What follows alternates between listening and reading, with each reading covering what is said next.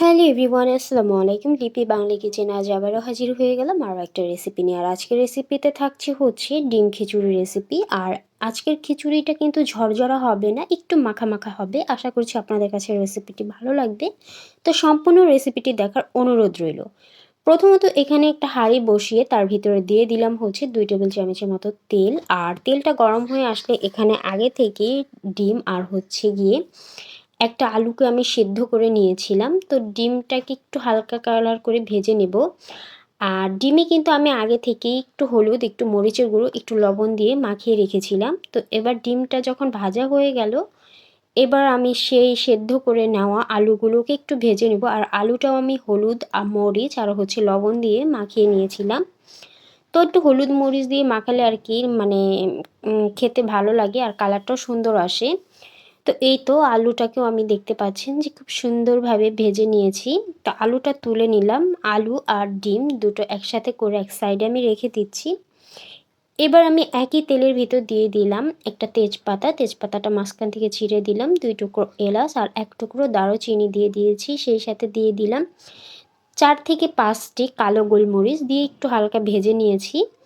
ভাজা হয়ে গেলে এখানে দিয়ে দিলাম 3টা পেঁয়াজ কুচি। পেঁয়াজটাকে একটু সফট করে ভেজে নেব। এটা কালার করার কোনো প্রয়োজন নেই, জাস্ট একটু হালকা সফট করে ভেজে নিলেই হবে।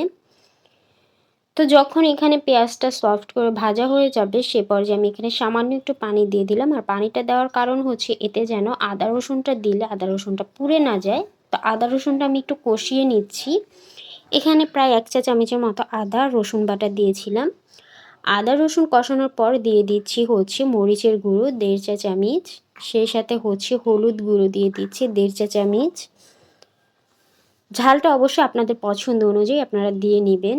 দিয়ে দিচ্ছি হচ্ছে 1 চা চামচের মতো ধনিয়ার গুঁড়ো, 1/2 চা চামচের মতো হচ্ছে জিরার গুঁড়ো, লবণটা হচ্ছে স্বাদ মতো দিয়ে দিলাম। দিয়ে খুব ভালোভাবে নেড়েচেড়ে মশলাটাকে আমি কষিয়ে নিচ্ছি। আর আমি সবসময় ভিডিওতে একটা কথাই বলে থাকি, মশলাটা যত ভালোভাবে কষানো হবে খাবারের টেস্টটা কিন্তু ততই ভালো আসবে। তো চেষ্টা করবেন মশলাটাকে খুব সময় নিয়ে কষানোর জন্য। তো মশলা কষানোর জন্য আমি এখানে পানিও দিয়েছিলাম, দেখতেই পাচ্ছেন। তো পানি দেওয়ার পর মশলাটাকে খুব সুন্দরভাবে কষিয়ে নিয়েছি। এবার একই মানে কষানোর পর সেই মশলার ভিতরে আমি দিয়ে দিলাম হচ্ছে ডিম আর আলু। আলুটাকেও ডিমের সাথে খুব ভালোভাবে কষিয়ে নেব। তো এখানে অর্ধেকটা টমেটোও দিয়ে দিয়েছিলাম। তো একটু পানি দিয়ে দিলাম ডিম আর আলুটা খুব সুন্দরভাবে কষানোর জন্য।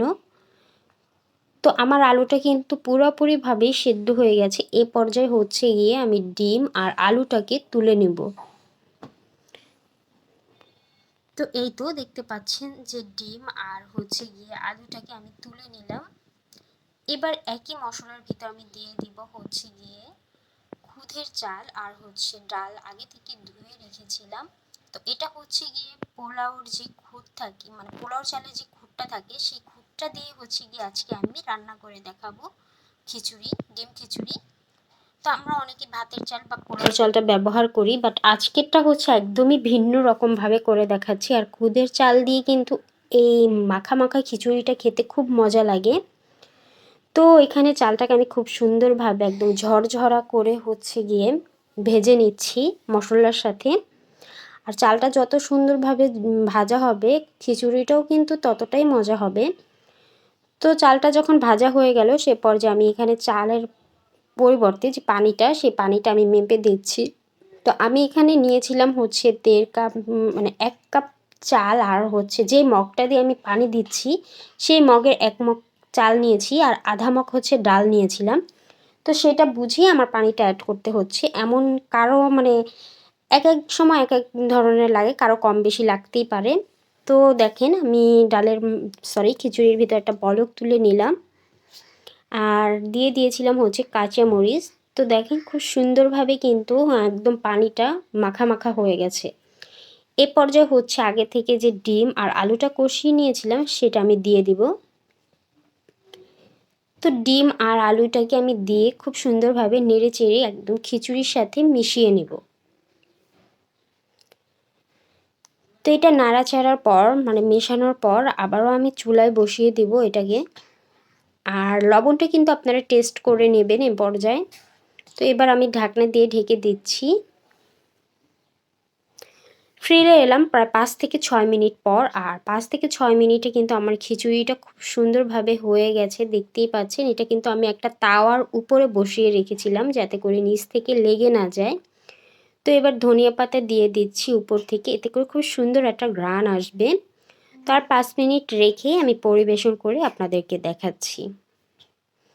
তো এই তো হয়ে গেল খুদের চাল দিয়ে হচ্ছে গিয়ে ডিম খিচুড়ি। আশা করছি আপনাদের কাছে আমার রেসিপিটি ভালো লেগেছে। যদি রেসিপিটি ভালো লাগে তাহলে কিন্তু অবশ্যই লাইক, কমেন্ট, শেয়ার করে পাশে থাকবেন। আর আপনারা আরও কী ধরনের রেসিপি দেখতে চান সেটা কিন্তু অবশ্যই আমাকে কমেন্ট বক্সে কমেন্ট করে জানাবেন। আজকের মতো বিদায় নিচ্ছি। সবাই ভালো থাকবেন। আল্লাহ হাফেজ।